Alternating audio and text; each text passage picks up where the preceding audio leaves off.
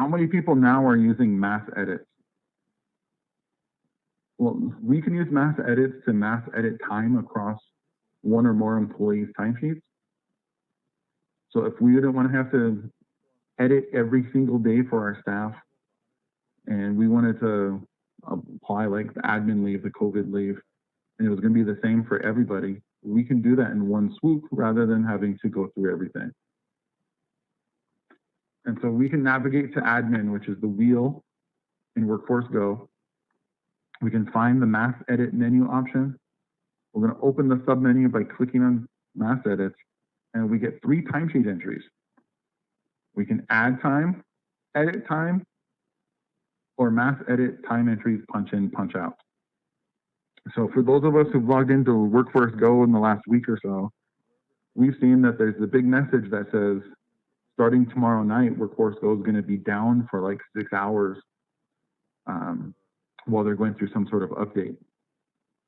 And included in there, it says that means the time, like the time clocks are not going to be available. And so if we had staff that was working until midnight, that means they won't be able to punch out.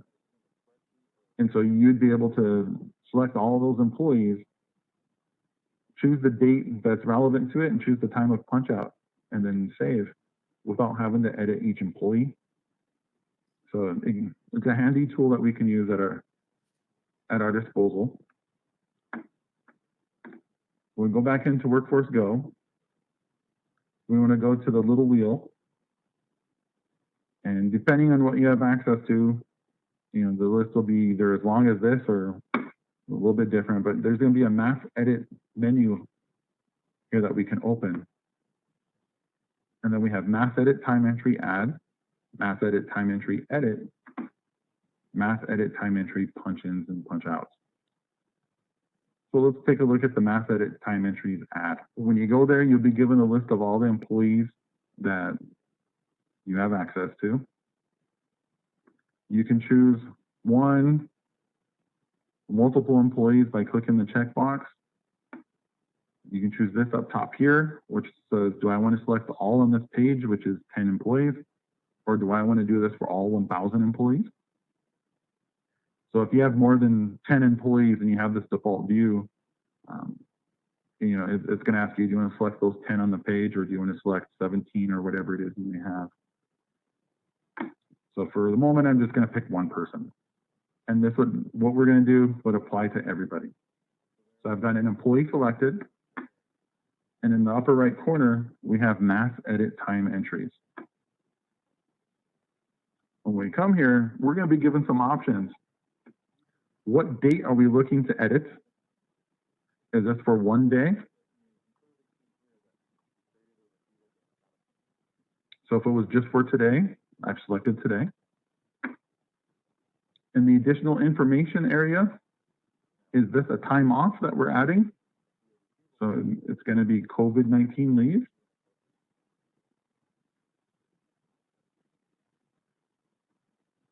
And then we can add for what period of time, how many hours. I want 8 hours to be added to whoever I selected timesheets. And once we're done, this is all the information we have to add. I click add time entries, and that person's timesheet would update with this information I put in. And so if you had multiple employees and you had just the one day to update, you're done. You don't have to go through 5, 6 employees or however many it would be. If you have multiple days that you need to do this for, so like in ours, for finance, none of the admin leave is added yet. But let's say we waited till tomorrow, we're going to go ahead and sit down and we're going to do our admin leave. And I don't want to have to do it this way either, one day at a time. I can choose multiple days. Choose our pay period, which is June 11th to June 24th. Which weekdays do we want this adjustment to be added for? In finance, we work Monday to Friday. So I'd have Monday, Tuesday, Wednesday, Thursday, Friday checked. And we'll uncheck Saturday and Sunday. COVID is still there. I want 8 hours for each of these days that fall within this calendar. And I hit add time entries. All of the staff will have their admin leave added using just this screen rather than having to fumble through 14 days of timesheets for each employee.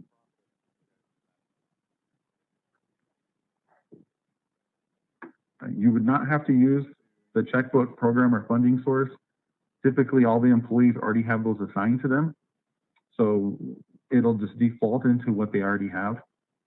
So like when we were looking at mine, if I added the time entries, all the finance and direct cost stuff would fill in for us.